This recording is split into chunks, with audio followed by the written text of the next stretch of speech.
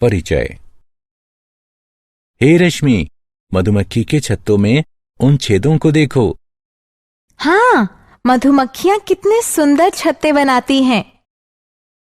क्या तुमने उन छत्तों पर ध्यान दिया है? वे एक प्रतिरूप में हैं। हाँ, वे एक प्रतिरूप में हैं। प्रकृति में हम बहुत सी चीजों में प्रतिरूप प्राप्त कर सकते हैं। चीजें जैसे? जैसे पाइन कोन। वाह, मैंने पहले कभी इस प्रतिरूप पर ध्यान नहीं दिया था। हमारे गणित के अध्यापक ने हमें इनमें से एक प्रतिरूप के बारे में पढ़ाया था, जो उत्तरोत्तर पद अपने से पहले के पदों में एक निश्चित संख्या जोड़ने से प्राप्त होते हैं। ये मजेदार है। मैं भी ऐसे प्रतिरूपों के बारे में जानना चाहती हूँ। ठीक है, तो आओ मैं तुम्हें इसके बारे में विस्तार से बताता हूं। उद्देश्य। इस पाठ के अंत में आप निम्न करने में सक्षम हो जाएंगे: समांतर श्रेणी की व्याख्या करना, पदों और सार्वअंतर को परिभाषित करना, समांतर श्रेणी का व्यापक रूप लिखना, समांतर श्रेणी का nवां पद ज्ञात करना, दी गई समांतर श्रेणी के प्रथम n पदों का योग ज्ञात करना, समांतर श्रेणी से संबंधित उदाहरणों को हल करना।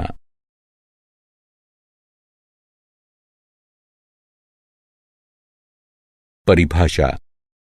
प्रकृति में बहुत सी वस्तुएं एक प्रतिरूप का अनुसरण करती हैं, जैसे सूरजमुखी के फूल की पंखुड़ियां, कैक्टस पर पाए जाने वाले प्रतिरूप इत्यादि। समांतर श्रेणी इस प्रकार के प्रतिरूपों का अध्ययन है। समांतर श्रेणी को समांतर श्रृंखला भी कहा जा सकता है। समांतर श्रेणी के बारे में बात करने से पहले आइए जान लें कि श्रृंखला क्या होती है। श्रृंखला उन संख्याओं का समूह होती है जो एक निश्चित प्रारूप का अनुसरण करते हैं। हम श्रृंखला की प्रत्येक संख्या को पद कहते हैं। श्रृंखला के इन उदाहरणों को देखिए। यह पहला पद है, यह दूसरा पद है, यह तीसरा पद है, और इसी तरह आगे भी। एक समांतर श्रेणी संख्याओं की एक ऐसी सूची है जिसमें प्रत्येक पद अपने पहले पद के अतिरिक्त अपने पद में एक निश्चित संख्या जोड़ने पर प्राप्त होता है। यह निश्चित संख्या AP का सार्वअंतर कहलाती है। इस श्रृंखला को देखिए। हम देख सकते हैं कि यहाँ सार्वअंतर 3 है। व्यापक रूप से हम एक समांतर श्रृंखला को निम्न प्रकार लिख सकते हैं, जहां A पहला पद है और D पदों के बीच का अंतर, जिसे सार्वअंतर कहते हैं। इस उदाहरण को देखो।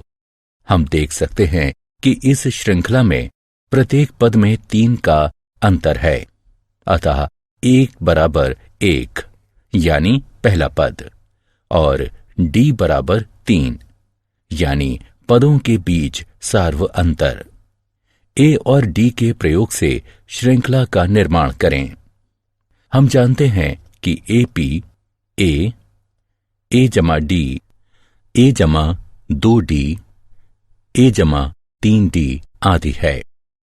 A और D का मान रखने पर हमें प्राप्त होता है 1 जमा 3, 1 जमा 2 गुणा 3, 1 जमा 3 गुणा 3 आदि, जिससे श्रृंखला 1, 4, 7, 10 आदि प्राप्त होती है। समांतर श्रेणियां 2 प्रकार की होती हैं: परिमित समांतर श्रेणियां और अपरिमित समांतर श्रेणियां।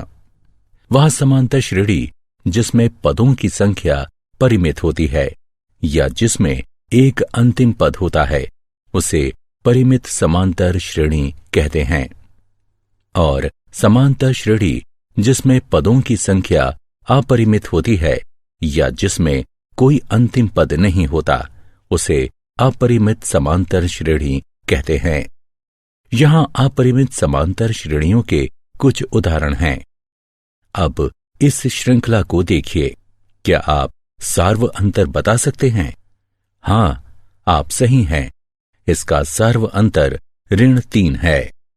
सामान्यतः एक AP, A1, A2 आदि के लिए हमारे पास 1D बराबर AK जमा 1 ऋण AK होता है, जहां AK जमा 1 और AK क्रमशः K जमा 1वां और Kवां पद होते हैं।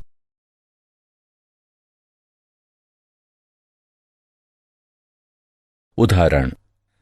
आइए कुछ उदाहरण हल करें। इस श्रृंखला को देखिए। हम ज्ञात करेंगे कि ये संख्याएं AP बनाती हैं या नहीं। यहां A1 ऋण 3 है, A2 ऋण 3 है, A3 ऋण 3 है, इत्यादि। आइए A2 ऋण A1 ज्ञात करें, जो कि 3 ऋण 3 के बराबर है, जो कि 3 जमा 3 बराबर 6 के है। साथ ही A3 ऋण A2 बराबर ऋण 3 बराबर ऋण 6 है। इसी तरह A2 ऋण A1 A3 ऋण A2 के बराबर नहीं है। दी गई श्रृंखला समांतर श्रेणी नहीं है।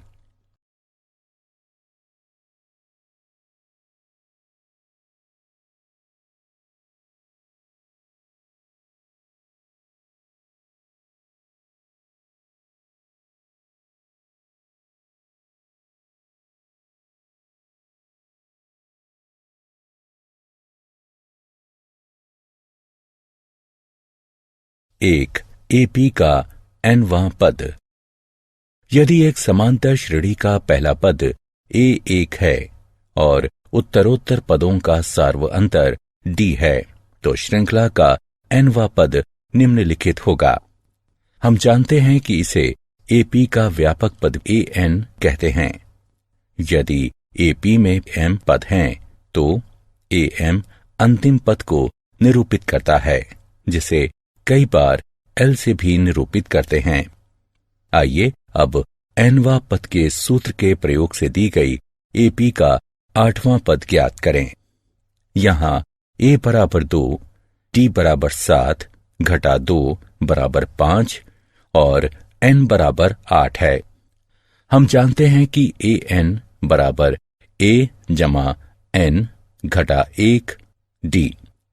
अतः A8 बराबर 2 जमा 8 ऋण 1 गुणा 5 बराबर 2 जमा 35 बराबर 37। अतः दी गई AP का 8वां पद 37 है।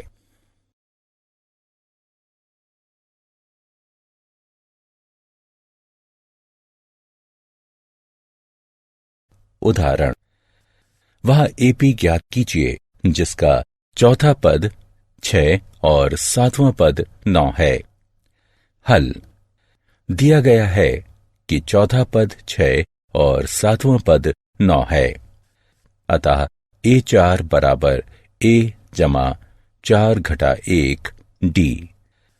इसलिए जो A जमा 3D बराबर 6 के है, इसे 1 के रूप में अंकित कीजिए और A7 बराबर A जमा 7 ऋण 1 D, जो कि A जमा 6D बराबर 9 के है, इसे 2 के रूप में अंकित कीजिए। अब रैखिक समीकरण युग्म 1 और 2 को हल करने पर हमें प्राप्त होता है A बराबर 3 और D बराबर 1। अतः वांछित AP 3, 4, 5, 6, 7 है।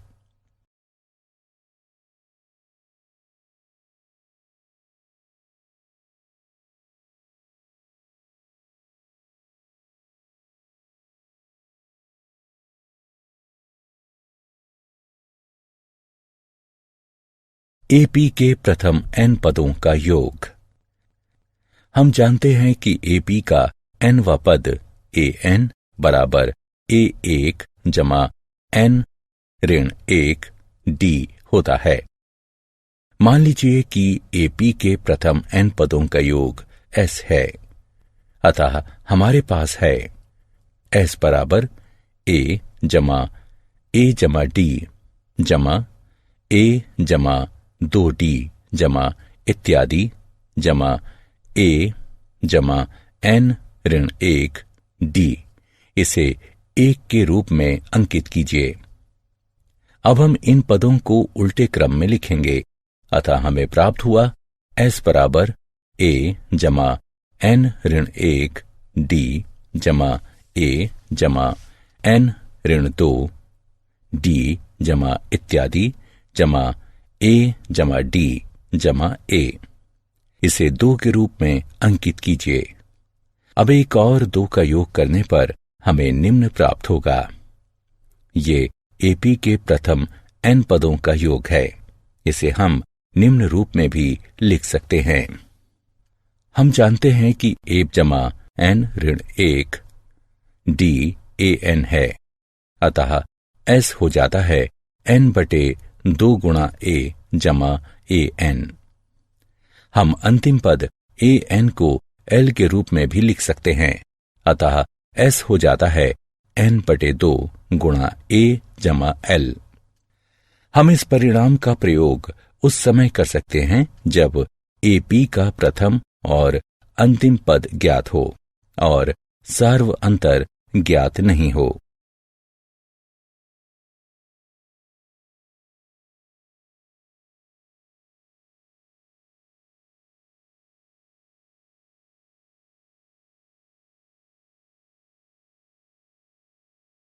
उदाहरण AP बराबर 2, 4, 6 इत्यादि के प्रथम 40 पदों का योग ज्ञात कीजिए। हम देख सकते हैं कि दी गई श्रेणी AP है, जिसका प्रथम पद A बराबर 2 और सार्व अंतर D बराबर 2 है। हमें प्रथम 40 पदों का योग ज्ञात करना है, अतः n बराबर 40।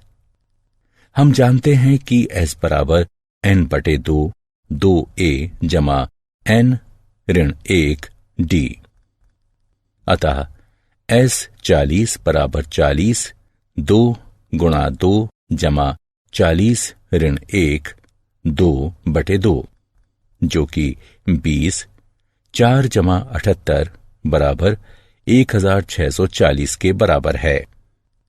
अतः AP के प्रथम 40 पदों का योग 1640 है।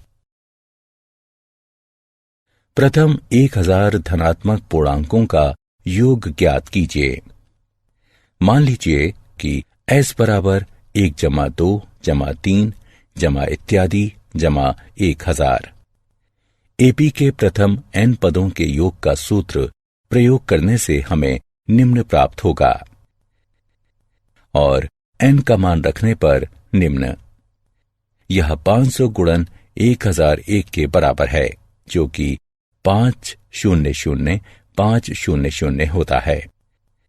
अतः प्रथम 1000 धनात्मक पूर्णांकों का योग 500,500 है।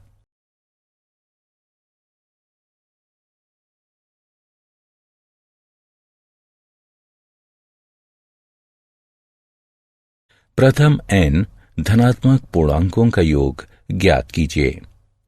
मान लीजिए कि Sn बराबर 1 जमा 2 जमा 3 जमा इत्यादि जमा n। हम देख सकते हैं कि a बराबर 1 और अंतिम पद ln है, अतः सूत्र Sn बराबर n बटे 2 गुणा a जमा l का प्रयोग करते हुए हमें निम्न प्राप्त होगा। अतः प्रथम n धनात्मक पूर्णांकों का योग Sn बराबर n गुणा n जमा 1 बटे 2 होगा।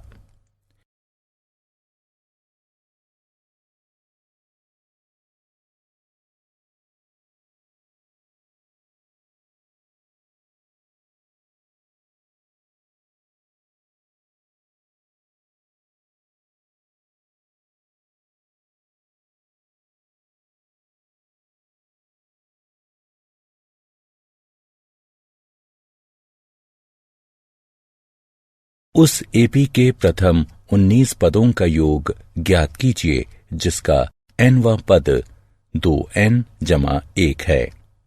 क्योंकि nवां पद 2n जमा 1 है, अतः प्रथम पद बराबर 2, 1 जमा 1 बराबर 3, द्वितीय पद बराबर 2, 2 जमा 1 बराबर 5 आदि, और 19वां पद बराबर 2, 19 जमा 1 बराबर 39।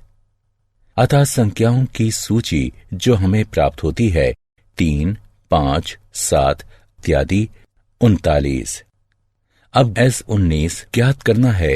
हमारे पास है n बराबर 19, a बराबर 3 और l बराबर 19। अतः S19 बराबर 19/2 गुणा 3 जमा 39 है। यहाँ 19/2 गुणा 42 के बराबर है। अतः एपी के प्रथम 19 पदों का योग 399 है। क्या आप जानते हैं एपी का nवां पद उसके प्रथम n पदों के योग और प्रथम n-1 पदों के योग का अंतर होता है, यानी an बराबर sn ऋण sn ऋण 1।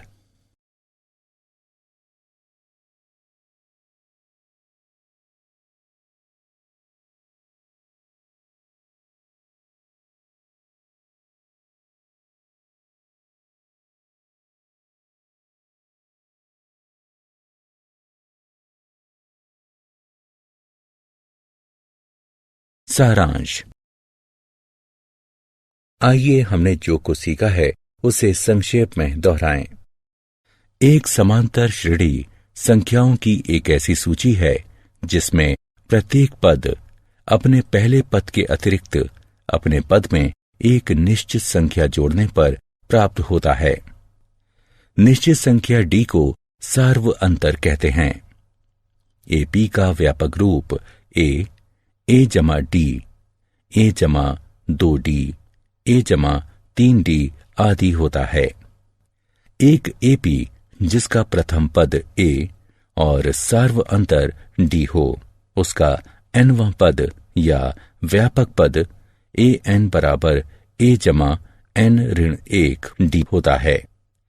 एपी के प्रथम n पदों का योग निम्न होता है। यदि l परिमित एपी का अंतिम पद यानी nवां पद है तो एपी के सभी पदों का योग निम्न होता है।